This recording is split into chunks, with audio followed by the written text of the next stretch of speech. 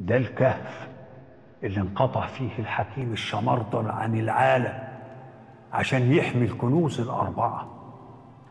هنا؟ الحكيم الشمردل كان هنا؟ أيوة، أصل الحكيم الشمردل كان مصري، وهنا في الكهف ده عقد الرصد على الكنوز الأربعة على اسمك أنت. على الطاولة دي اتكون اسمك من حروف الأبجدية بشكل عشوائي بين أستاذ الحكيم الشمردل وبين عبد الحق أبو المغاربة الأربعة اللي جولك واحد ورا التاني عند بحيرة قارون. أنت تعرفهم؟ وتعرف والدهم كمان؟ أنا وعبد الحق كنا أقرب تلميذين للحكيم الشمردل رغم فارق السن الكبير اللي بينا.